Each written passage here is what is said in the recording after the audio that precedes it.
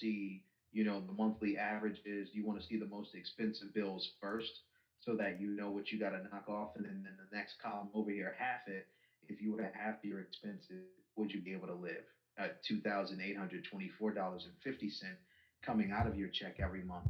And then over here, I put your net income. I only put about 4,000 if that's what you had, your yearly total. You can add a passive income, second job, whatever it is that you do to get some more income in.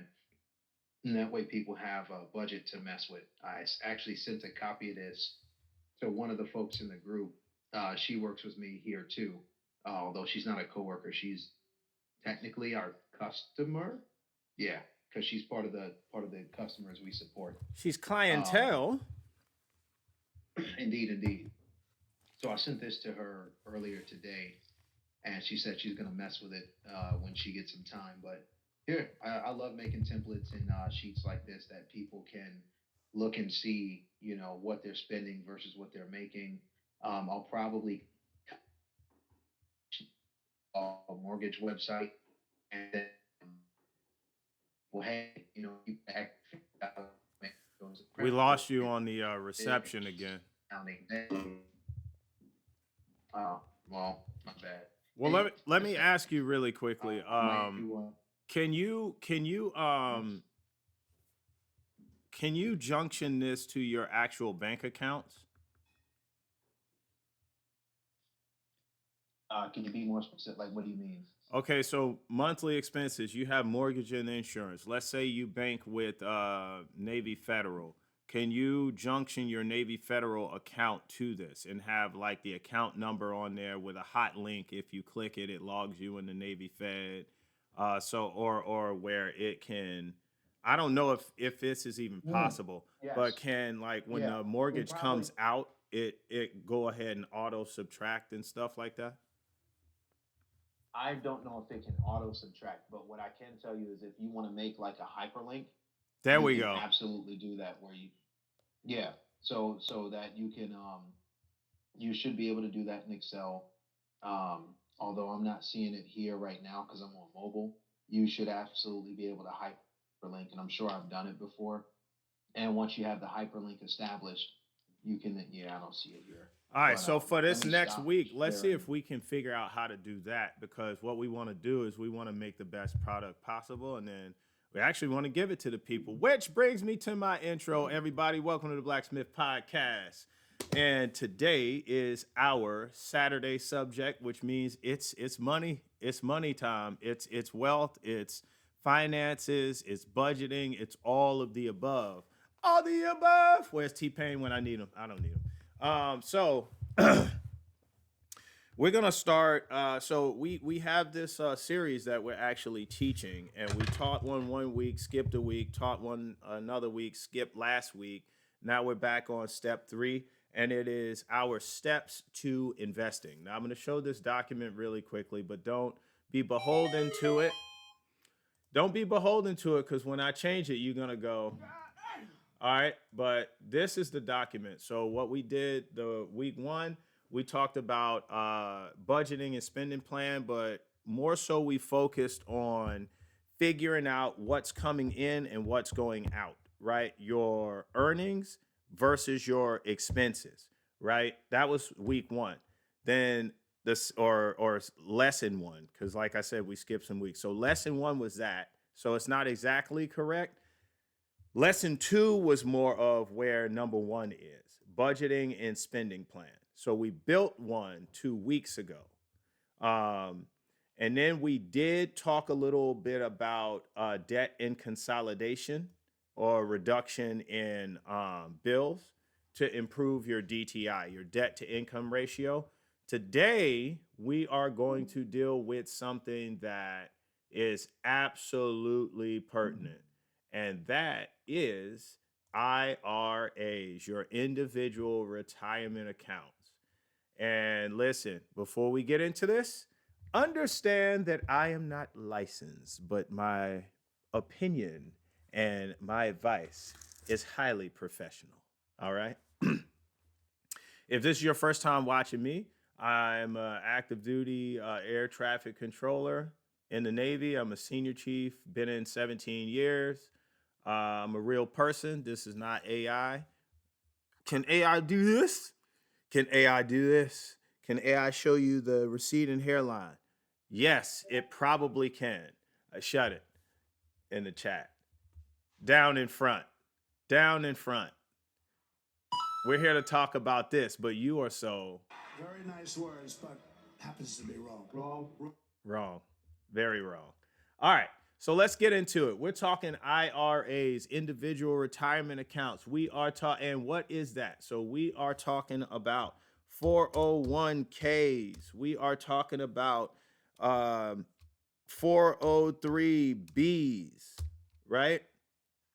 If you work for the state, 403b.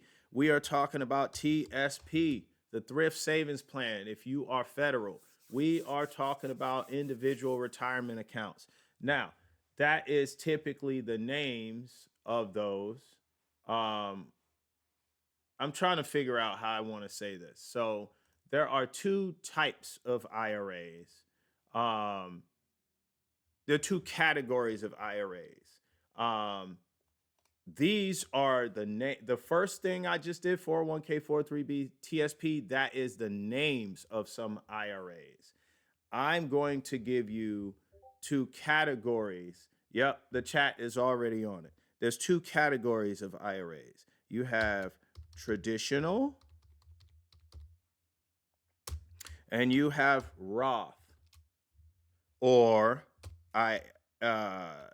aka non-traditional. All right, traditional and non-traditional, or Roth. Maybe Roth should be on the other side of the slant and non-traditional should be on the left, but you get what I'm saying. Traditional, non-traditional. Non-traditional is also called Roth. Now, let's put this next to it. Actually, let's do it like this. Traditional, non-traditional should be first. These are the categories of, or two types of IRAs, and then they could be any one of these names. Most businesses are going to use the 401k, but again, these are all IRAs. So that's why I put it like this. So maybe I should make it look different. Y'all bear with me a second. I'm going to do something because I think this will help not confuse people. Let me cut this out of here. Let me paste it here. We're just going to move this around. I've heard the term build the plane while you fly it. That's not my intention. Usually I like to have everything ready, but you know what? You guys can see that I am a real person. Nope, I need this in here with this. All right, so this is what I'll do. I'll hit enter, control V, good to go. Enter, double click this, control V. There we go. I'm a real boy. Who is that? Pinocchio, right? All right, here we go. So you have two types or two categories of IRAs. Two types. Let's just say two types. Categories sound weird. Two types. You have, what up? Good morning. So you have traditional, non-traditional, or Roth. You can have a 401k, you can have a 403b or TSP in any one of these, right? When you open a 401k, most businesses use, they will ask you, do you want it to be traditional or non-traditional? Now, what is the difference between a traditional and non-traditional IRA? That's what we're going to talk about today. Now, the difference is very simple.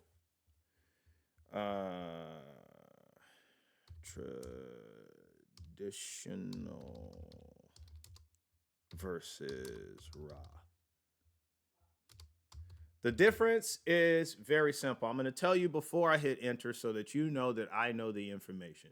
Traditional just means that it is not going to be taxed up front. It will be taxed when you withdraw. Roth is going to be taxed up front. And so when you go to withdraw, no tax. Okay. Now we're going to break that down. Now let's hit enter. All right, so now here are some key differences. The primary difference between a Roth IRA and a traditional IRA is the timing of tax benefits. Roth IRAs offer tax-free withdrawals in retirement using after-tax dollars, while traditional Roth IRAs provide upfront tax deductions on contributions and are taxed as income upon withdrawal. Choose a Roth if you expect higher future tax rates, or traditional if you prefer tax rates now. Now, that is the big difference, right? If you think taxes maybe who raise your hand if you know what the tax rate is going to be, federal, state, whatever. Um, even let's talk what is that you pay capital gains. If you know federal, state, capital gains tax rate in 30 years, raise your hand. And then get out because you lying. You do not know the tax rate. You don't know what it's going to be 20 years from now. Okay. You don't know what the tax rate is going to be in the future. This is why most people prefer to pick a Roth IRA. Most people that I've talked to that have Roth IRAs, this is the number one reason that they cite for picking a Roth IRA. When you are older, when you have less vigor and energy and you don't want to get out there and bust your hump like you did when you were in your 20s and maybe in your 30s, you are not going to want, if you see $1.5 million in your IRA, guess what you're going to want to withdraw? $1.5 million. You're not going to want them to come in and say, oh, we had to hit it with federal, state, there's some capital gains in there too. You withdraw $900,000. No, you want your 1.5 million. And that's why it's important to, one, start investing now. And number two, put a percentage that is going to work for you.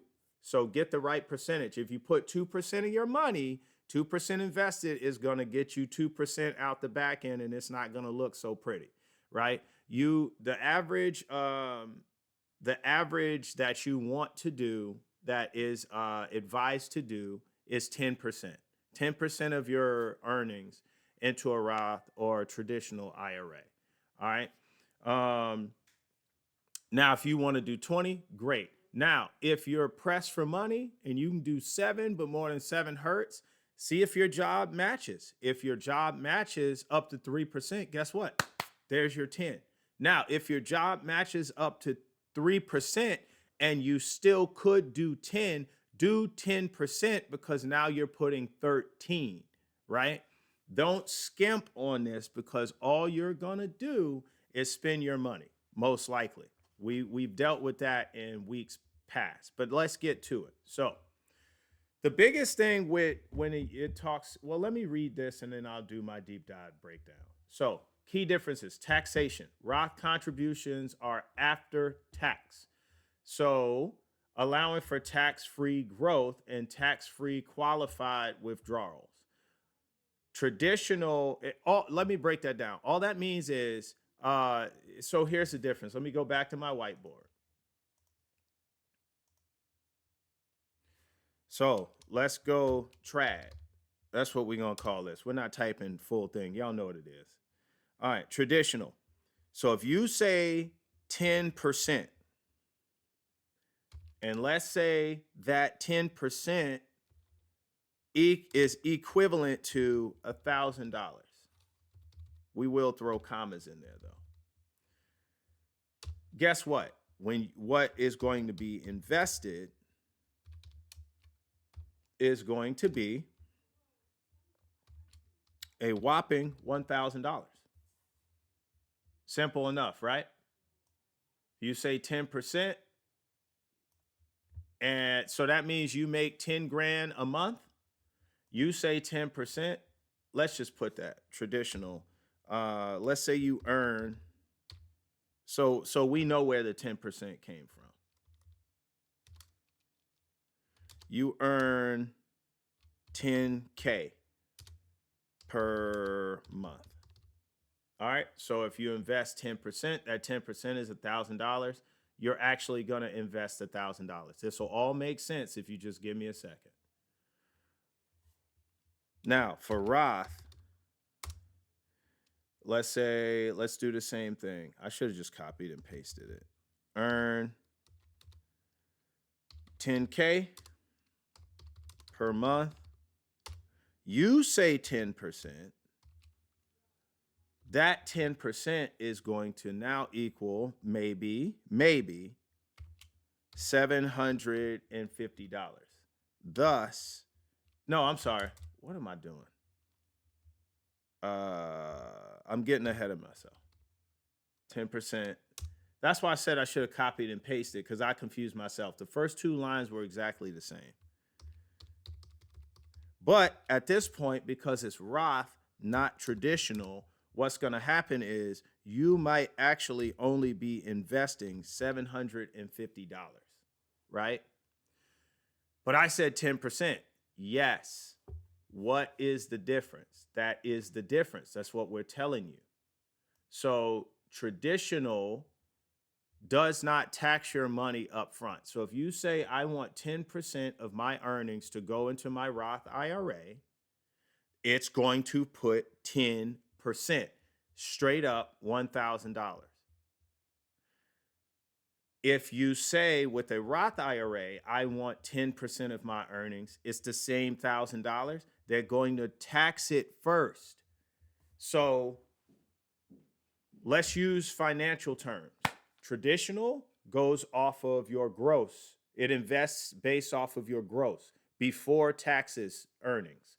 Your Roth IRA invests off of your net, your after-tax earnings. Does everybody understand that? It's probably a lot of information, and you might feel like, but just stick with me. And if you do this, this is actionable advice. Your pockets might sound like, all right. All right, so moving on. So we know traditional goes off of your gross. I could even put that here.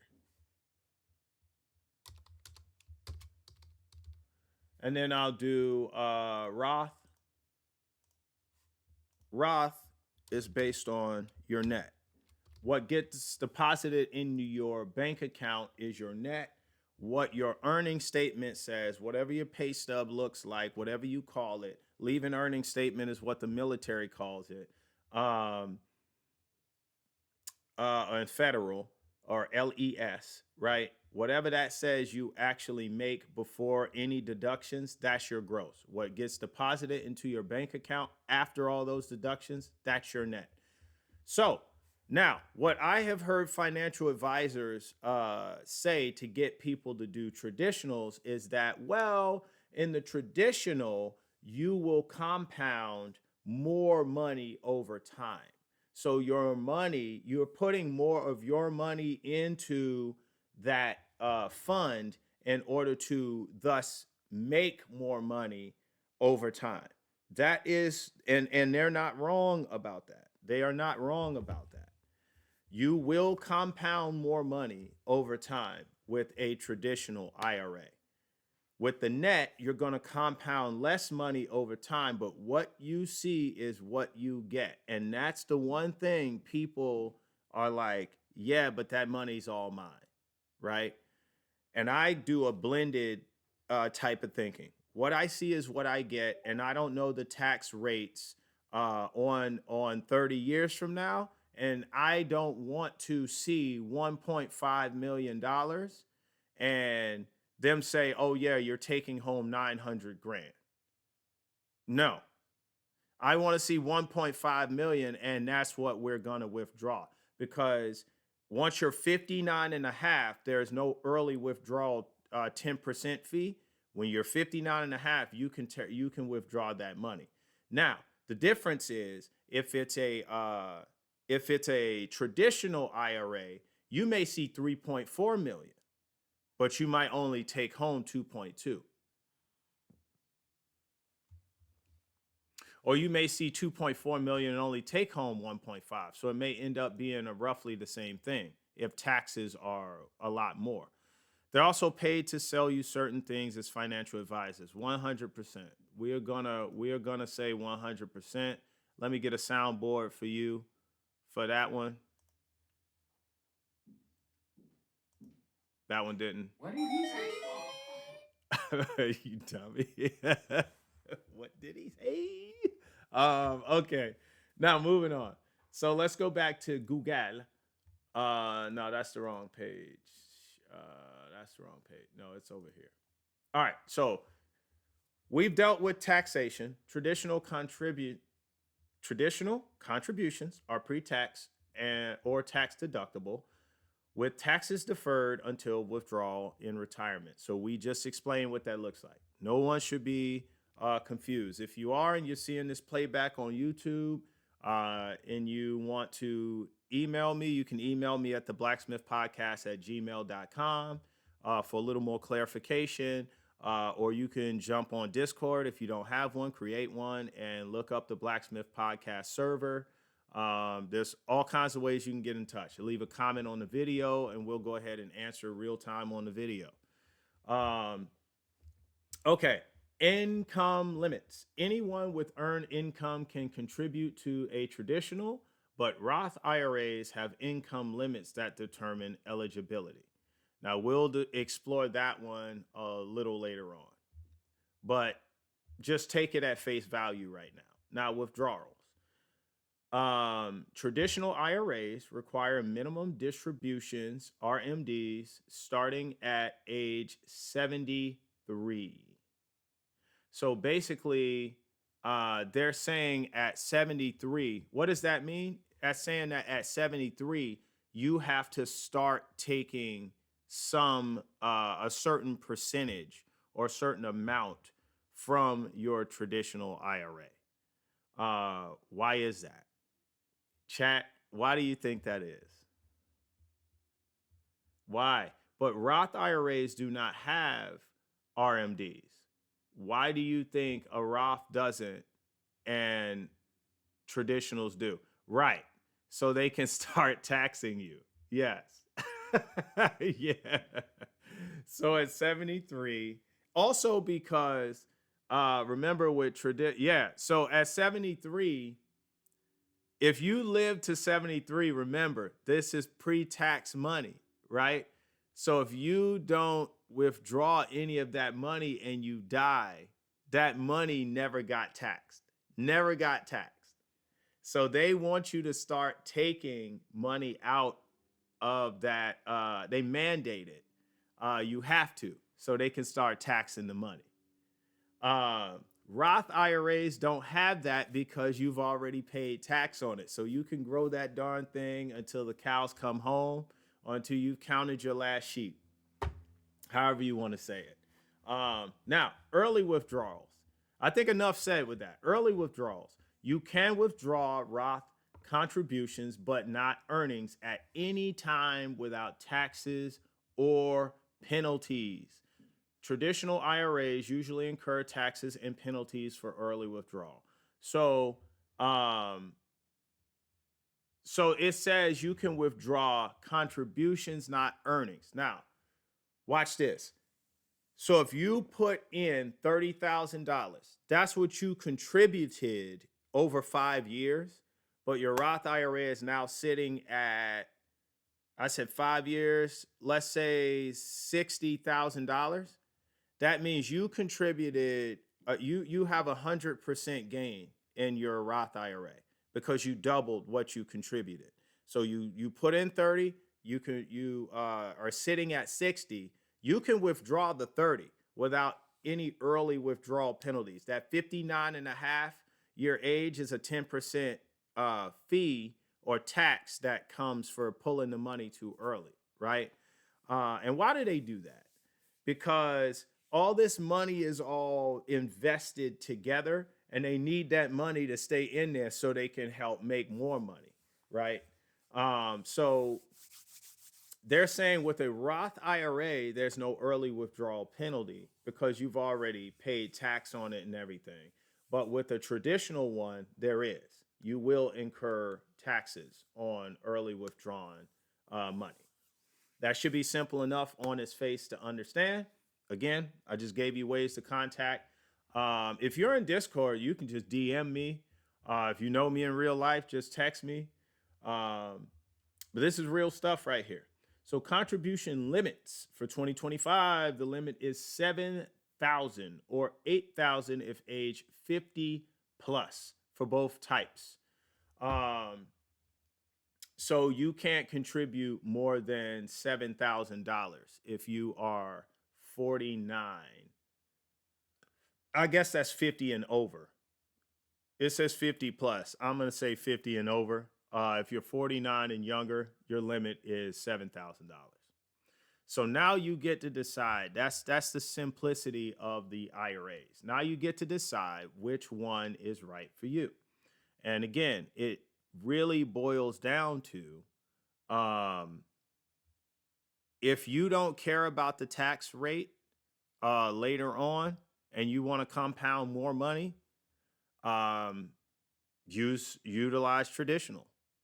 But realize now with traditional, there's early withdrawal fees. So if you ever get into a bind and you are in your last legs, because I would not be touching your IRA unless you were, there are early withdrawal fees. But now we have not covered everything with IRAs. Don't settle into your seat yet and think you know it all, because we have not even touched borrowing against your IRA.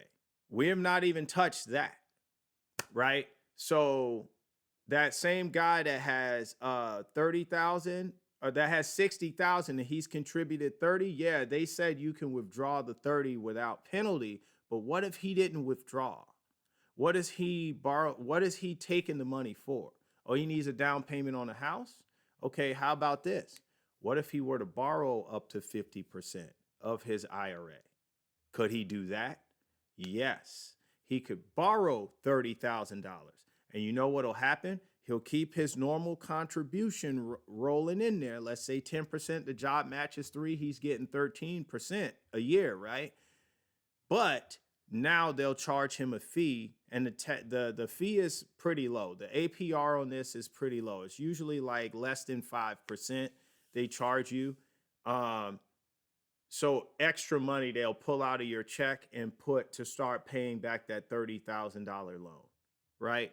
And it's your money. They're charging you money on your money, but it just puts your money back and it puts more money for you. So you can borrow money from yourself. See, if you save your money, so let's go from step 1. Earnings versus expenses. If you know what those are, check.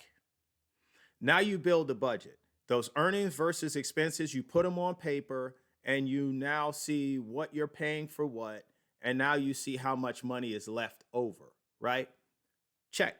Out of that money, what's left over, is it enough? Is it positive or negative?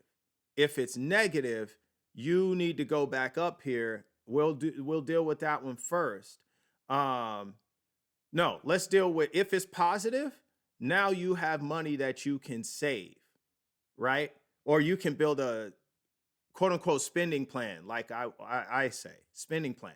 I think a budget and a spending plan is the same thing with a couple of differences, right? A spending plan, your budget to me should be all of your must pays. Right? Mortgage, car insurance, car note, all of that kind of stuff. Spending plan is entertainment and anything that those are wants, right? How much of this left over can I now spend, right? And most people don't do that. That's why they wind up broke, because they don't track their expenses. They don't do steps 1 and 2. So they don't know how much money's left over. So they're just swiping a credit card or a debit card. And when it says declined at the teller, then they know they're out of money. And that is a very convoluted way to live. I wouldn't advise that. Ill-advised, right? So if you have money left over and it's positive, now you can say spending plan. How much can I pay for movies? How much can I buy a new video game? Don't put that in your budget. put it in your spending plan. You have needs versus wants. That's how it breaks down: budget, need, wants, spending plan. If you have no money left over after your budget is done, you can't, your spending plan is zero. So let's deal with the other guy now. He's negative after the budget. Now you go back up into the budget. This might be a good time to show that budget. Curtis, I should have asked you to share your screen because you could have probably navigate this better than me. But let's see. Right. After your budget is done, right? So all the way down here, this is positive. This is 4,459. Oh no, net remaining's right here. It's right here. This column. But only this piece, net remaining. 1 and 2 are negative, right? So what they need to do is go back over here to the monthly expenses, and they need to cut some of these because they're negative. This guy right here is only 580. He also needs to go back over here and see where he can cut. If you ask me, even all of these guys, it doesn't matter. Go back over here and see where you can trim the fat. I'll tell you one thing my wife did last year. She looked at what we were spending in our what do you call those streaming apps, right? And she said, she came to me and she asked me, baby, do we really use Disney Plus? And I said, well, not really. The kids like some of the Marvel movies on there, like Guardians of the Galaxy. They'll watch that. They love that one, that whole trilogy. But there's a couple of little Saturday morning cartoon shows style cartoons that's on there that they watch. But no, by and large, they watch Netflix. She said, I'm going to cut it then. I said, good to go. So she cut it. And that saves us money, right? So if 80-90% of what you're watching comes from one streaming app, then cut the other ones and use that. Disney Plus has Hulu, right? Talk about it. All right. So these guys need to desperately go back over here and cut these. So electric bill. Do you leave your lights on when you're gone to work? Stop doing that. That'll cut the electric bill. Are you using space heaters? If you can, stop doing that. Are you using your AC too much in the summer? Open the windows, get a fan. The fan will bring electric. It'll raise your electric bill, but the ACs will raise it more. Get a fan or learn to embrace the heat. Car insurance. Take a defensive driving course, right? So this is a money topic, right? So we should be talking about this thing full circle. So now that we're on the guy who needs to cut expenses, car insurance, right? The smart thing to do before you buy a car is to research. Don't have your heart set on the car without first checking with your insurance company on how much it would raise your insurance bill every month, your premium, right?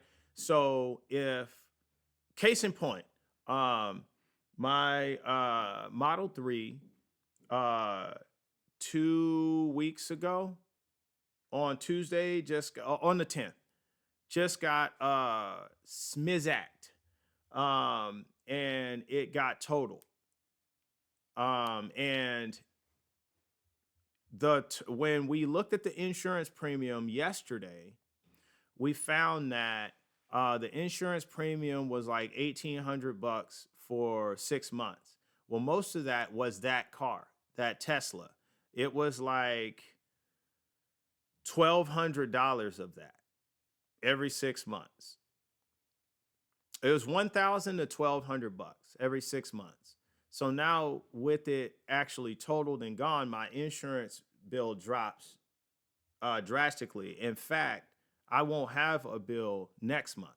And then in April, I'll only pay $24 because now it's prorated, right? So, and then the May and June will only be like $114. And I think going forward for the rest of the year, that's going to be my new monthly total. It's $114, right? So before you buy a car, check with your insurance company. Hey, I'm thinking about buying this car. What's the year, make, model? What's the trim level? Let's verify, does it have this feature? Does it have that feature? And they'll tell you what the premium is before you buy the car. You should not be set on the car until the money is right all the way around. It's not just, can I afford the monthly payment?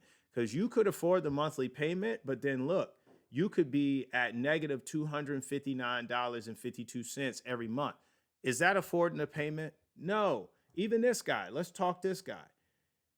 This guy is positive every month with that car note, right? If he didn't factor insurance, he shouldn't buy this car. At $580, nope. Also, let's say insurance is only $300. He's got $280 left. Does he have money that he can now spend on a spending plan? Well, maybe he's a minimalist. Maybe he can, but that's living too close to the edge of the razor. And it only takes one blown tire sometimes, one family emergency, somebody's on a deathbed and you need to buy a plane ticket to get cut. If you live on the edge of the razor, sooner or later you're going to slip and you're going to get cut. I'm going to put that on a t-shirt. Speaking of t-shirts, first of all, y'all see that? Perpetual Entertainment is the end of CMD, creativity, motivation, and drive.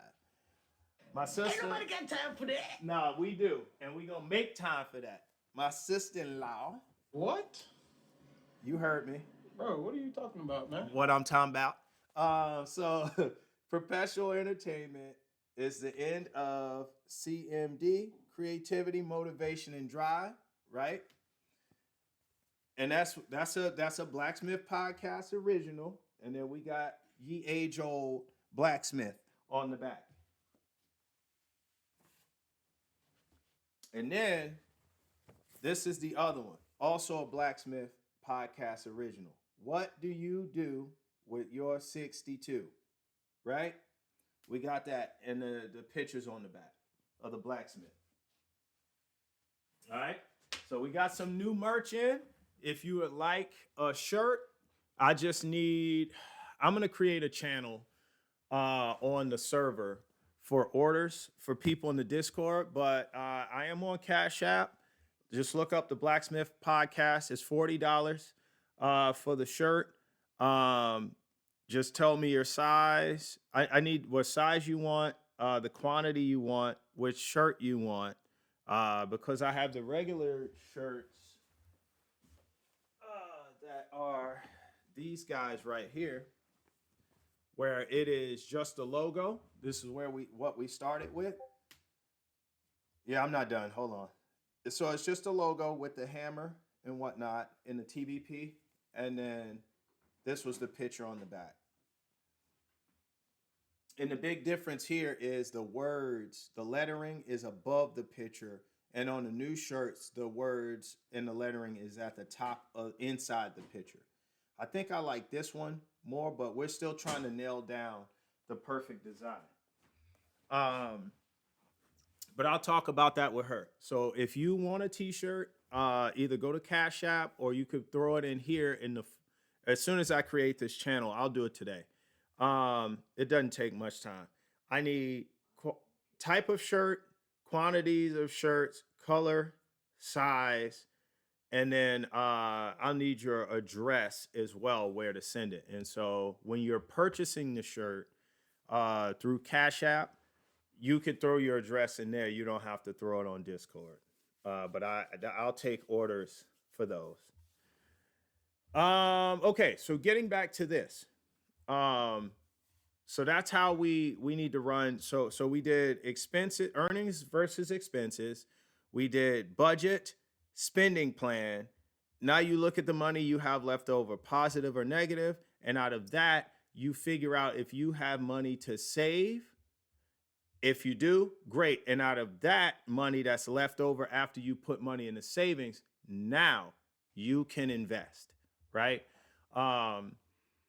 And without an IRA, if you don't have money to invest, you're not going to start an IRA, which is why it's good for you as soon as you start working to start the IRA, put it at 10%. and learn to live off of that money, not the other way around. You start working, don't do an IRA, you live off of all of that money. Now you say, I don't have money to invest.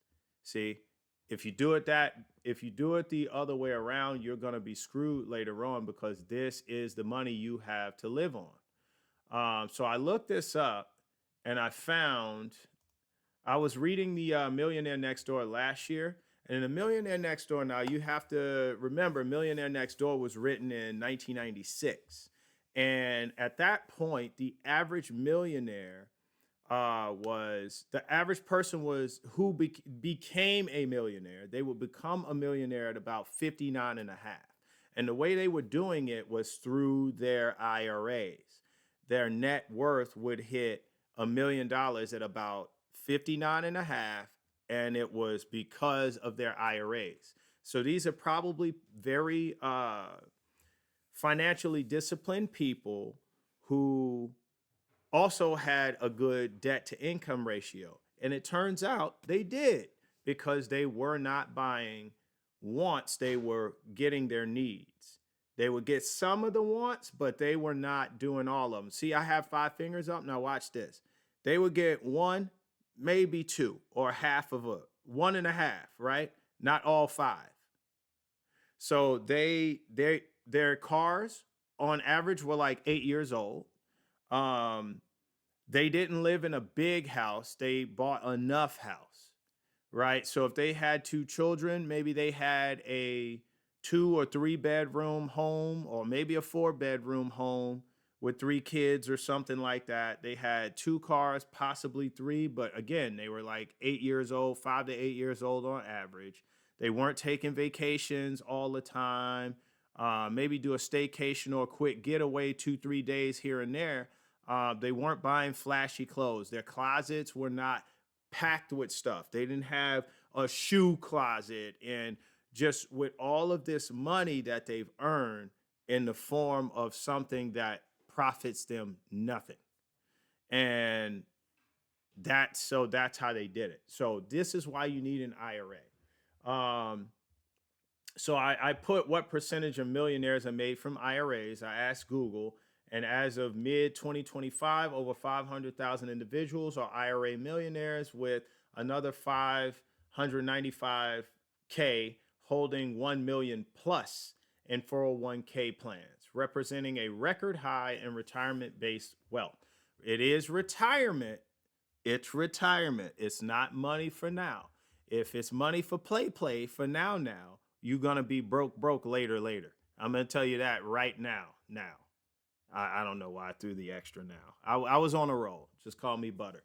All right. So, yeah, I guess I don't know how else to convince people to have an IRA. If you spend all your money now, then you spend your whole life working for money. If you start investing now and you have less money to spend now, people think less money means less fun. No, there's a ton of things you can do out there where you can have fun. And my wife is like, a hike. You can most certainly go on a hike. That was our first date, still here.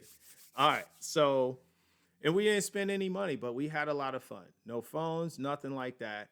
Spent no money, had fun, and started dating or courting. I started courting her at that point, right? So here's the thing. You don't need a bunch of money. Money should not equal fun. If money equals fun, you're probably a boring person. I'll do my own soundboard. Don't worry. There you go. All right. So while specific total percentages vary, roughly 2/3 of self-made millionaire wealth comes from market investments, 401k, IRAs, and 1/3 from home equity. So basically what they're telling you right here, if you want to become a millionaire, not rich, wealthy, not rich, wealthy. I'm going to say one more time, not rich, but wealthy, because we all know rich and wealthy are 2 different things. And as you can see the little clock right here? I've looked it up before. Rich versus wealthy. Rich means that you have a high income, but you have high expenditure as well. You spend a lot of money. You make a lot of money, you spend a lot of money. It has a lavish lifestyle tied to it, right? You do not want to spend all of your money. Now, to be wealthy, you do not have to have a high income, right? You don't have to have a high income. You just need to invest a lot and keep your debt to income ratio low. And when your liabilities are down here and your assets are up here, you are wealthy. When your liabilities match your income, you're broke. It doesn't match. So, and in that case, you could earn $500,000 a year and still be broke. If you're spending $480,000, you're broke. Because at $20,000 in the bank, you're one paycheck away from losing it all. Think about it. Broke is relative. It doesn't have a number. Broke is relative. It doesn't have a number. All right. So now let's get to the fun stuff. Let's do some examples. We've talked about IRAs. There's more to talk about, but let's do some examples. It's time to get to it. Let's say you've never invested before, right? So you have zero in your 401k. Let's say little Timmy is 18 years old. He's never invested anymore before. And he is going to, it's kind of tricky using little Timmy because his grocery cashier job that he's going to have is not going to be the job, hopefully, the career choice that he has for the rest of his life. But for all intents and purposes, let's use it. Let's give him an income of $15 an hour is about 30 grand a year, right? So let's give him 30 grand a year. Let's say his uncle knows the manager. I don't know. He's $15 an hour. His expected annual increase, let's give him 3%. Let's keep with inflation. Percent of salary withheld. Well, let's say he's going to do the right thing. Uncle told him, I know the manager. This is how you're going to set it up, 10%. Let's say your employer matches 3%. So now he's putting 13. Now, here's something that nobody ever asked themselves. We're going to ask you here. What age do you want to retire at? That is to say, what age you no longer want to have to work for money? What age do you no longer want to have to work for money? One more time. What age do you no longer want to have to work for money? You could still work after this age, but that's on your own terms. You want to have a cutoff age where, like, I don't want to have to work after this age. Most people would probably pick about 60 years old. If they could have their way, most people would probably pick about 60 years old. If they are being realistic. Now, interest rate earned. Typically, the stock market gets about a 10% return. So that's what we're going to give it. Y'all ready to see what this turns out? I know I am. Let's view this schedule. And I know from previous streams. Oh, wait, it is showing you now. Oh, but I can't do that. Hold on. Let's see if I do that. Is it showing you now? Yeah, it's showing you. I used to have to stop the stream or switch over to the stream, but I don't have to do that now. Now, let's see. Well, Timmy is making 30 grand. He has a beginning balance in year one of 0 because this is when he's starting it. Throughout that 365 days, he's going to contribute $3,000. His employer didn't contribute nothing. I thought I put 3%. Did I not put 3? I did. Annually. Hold on. Let's put the 3 here. 3% up to. Oh, I see. 0% up to 3% of salary. Okay, let's do this schedule. Let's do this one.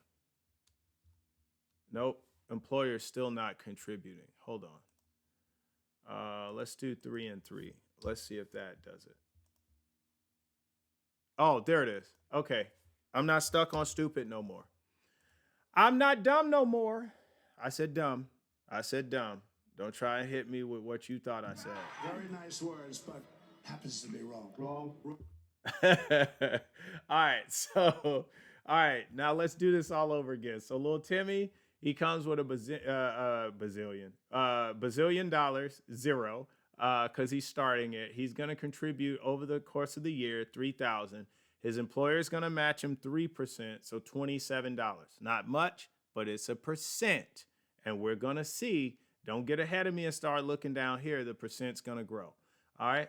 So he's going to earn off that $3,000 he contributed in $27, $135 off of it. So he has a whopping $3,162.13 to end the year. So he's going to begin the year with the same thing.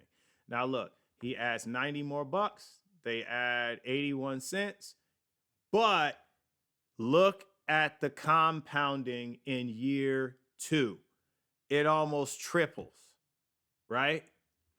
Now he goes into year 3.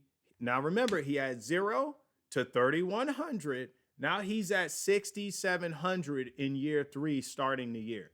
He contributes another 3,182. They gave him 28 bucks.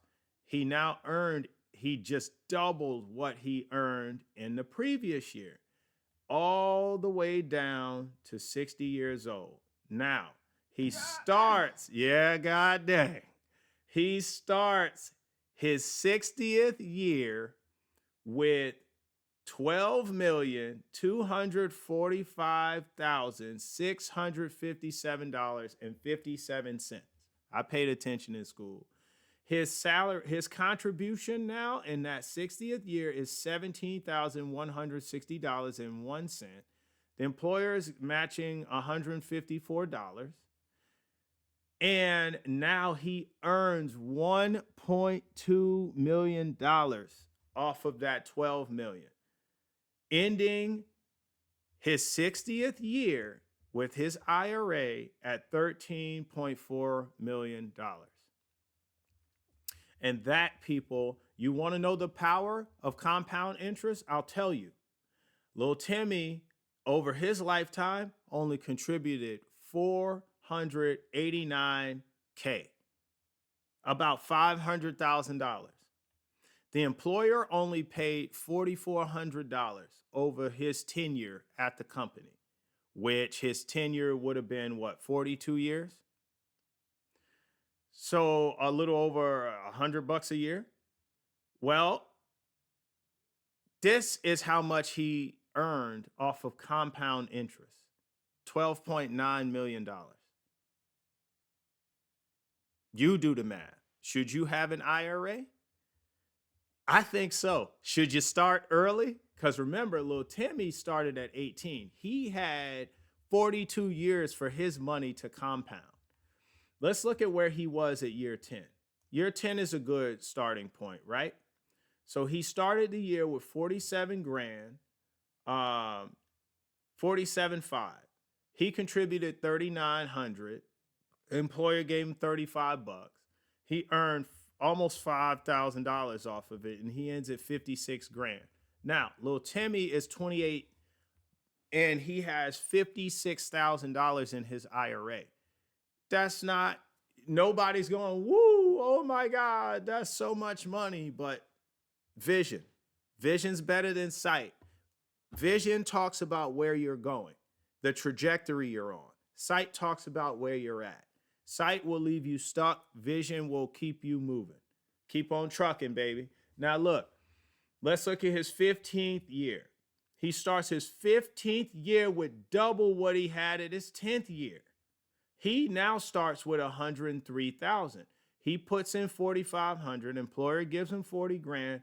He makes 10.5 off of that money. He ends his 10th year at 118K. Why is this important? Because little Timmy started at the age of 18. Little Timmy is now 33, and he's holding down 118K in his 401K. Let's look at his 20th year. His 20th year, he starts with almost 200,000. He's at 197K. He puts in 5,200. Employer gives him 47 bucks. Here you go. Flip a couple quarters at him. Not much, right? And he also he earns 19.9 off of almost 20K. Now he's over 200,000. But guess what? Lil Timmy's not done. Lil Timmy is 38. Y'all see where this is going, right? Now let's use somebody else. Let's use somebody. I just X'd it. I was going to keep it, but I X'd it. It's fine. Because it will X once I bring up the next one anyway, I think. Yeah. So let's start with 0.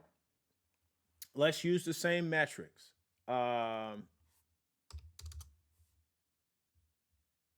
Employee match up to 100% up to 3% of salary. I don't know what that's going to do. All right. Let's say this guy is 30 years old. No, let me keep it the same because that's going to skew the numbers. Let's keep 3. I think I was trying to fix what I did, but let's make this guy 30, and he wants the same thing as Lil Timmy. He wants to no longer work for anything after the age of 60. Everything else is going to stay the same. Okay? Yeah, I thought I could change this monthly. I should have done monthly, not annually. I should have done monthly because the withholdings is monthly. But we'll just do it.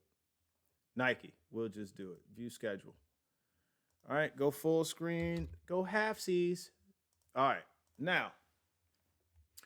So this, Timmy was the first one. Everybody wants to be Lil Timmy. But you know, the problem with being Lil Timmy is most of us did not get taught about financial literacy when we were 12, when we were 10, when we were 14 years old, before we ever picked up the mantle of working a job. Lil Timmy got taught. That's how you become Lil Timmy. You can't be Lil Timmy. More than likely, if you're listening to me, you're not going to be Lil Timmy. But what you can do is you can be, hold on. I need a good name here. What's a good, let's say this is David. This is David. This is David. David is 30. Lil Nas, nope. Lil Durk, nope. We're not Lil nothing. Where is it? Very nice words, but happens to be wrong. We're not Lil nothing. He is not even Lil David. He's just David. So you're a dummy. So David is 30. He starts his and he earns 30 grand. So he starts off with 0, contributes 3,000, 27 bucks by the employer, 135. He's going to have the same metrics as Lil Timmy. But now look, year 10 with that 47K ending with 56K, that's still good. But guess what? David is older. David is now 40 years old. Now let's go to his 15th year. Now he's holding down 100,000. But David is 45. Let's go to his 20th year. The 222K. Remember, 20th year. David's now 50 years old. Let's go to 25th year. He's got 400K, but David is 55.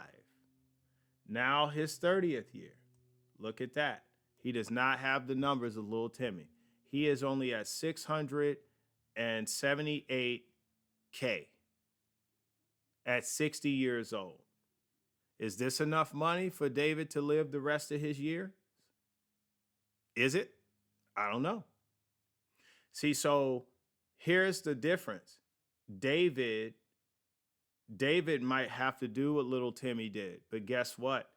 If he only found out about IRAs at the age of 30, he may have to do what little Timmy did, but differently. He's going to have to let his IRA compound for 40 years as well, but he's going to have to work until he's 70 and not 60. See that? That's the difference. And that's why you want to start early. But the power of compound interest, look, David put in 142K, he got back 534.